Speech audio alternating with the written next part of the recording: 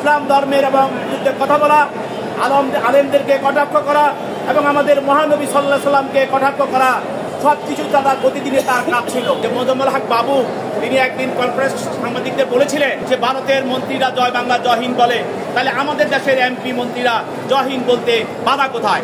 এই যে মোজাম্মেল হক বাবু এই সুরাচারের ১৪ বছরের সুরাচারের একজন দোষর, সেই সাংবাদিকতার নামে একজন অপসাংবাদিকতা করে সাংবাদিকদেরকে মানুষের কাছে হেয় করার জন্য যাহা যা করা দরকার এই মোজাম্মেল বাবু করেছে। শেখ হাসিনা সরকারকে স্বৈরাচারের বানানোর পিছনে এই মোজাম্মেল হক বাবু সহ সবাই জড়িত।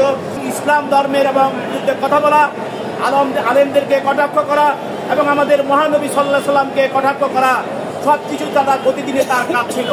এবং সেইভাবে একজন নাস্তিক হিসাবে, ইসলাম বিদ্বেষী হিসাবে সেই স্বৈরাচারী হাসিনাকে সে সহযোগিতা করেছে।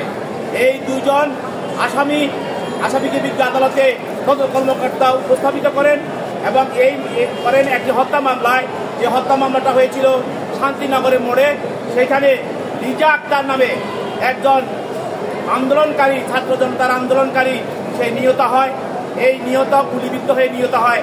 এই নিহত হওয়ার পিছনে এই দুইজন আসামি প্রাথমিক অবস্থায় তদন্তকারী কর্মকর্তা তাদের জড়িত থাকার বিষয়টা নিশ্চিত করেন এবং নিশ্চিত করার পরে তাদেরকে জিজ্ঞাসাবাদ করার জন্য এই হত্যার পিছনে আর কারা কারা জড়িত আছে এবং এই ইন্ধনদাতা কারা আছে, হুকুমদাতারা কারা আছে, নির্দেশদাতা কারা আছে এবং তাদের কারণে এই হত্যা সংঘটিত হয়েছে, এইসব বিষয়গুলিকে আর সামনে আনার জন্য তদন্ত করার জন্য তদন্তকারী কর্মকর্তা 10 দিনের রিমান্ড প্রার্থনা করেন।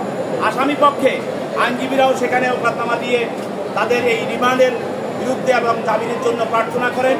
বিজ্ঞ আদালত উভয় পক্ষের শুনানি অর্থে এই আসামিদ্বয়ের বিরুদ্ধে 7 দিনের রিমান্ড আরেকটি একজন আসামি আপনারা জানেন শ্যামল দত্ত, তাকে আরেকটি মামলায়, সেটা হলো বাসানটেক একটি হত্যা মামলায় তাকে আদালতে উপস্থাপিত করা হয়। এই মামলার যিনি মারা যান, নিহত হন আন্দোলনকারী ফজলু, এই ফজলুকে গুলি করে হত্যা করা হয়। এই মামলায় শ্যামল দত্তকে এজাহারভুক্ত আসামি হিসাবে আজ আদালতে উপস্থাপন করা হয়।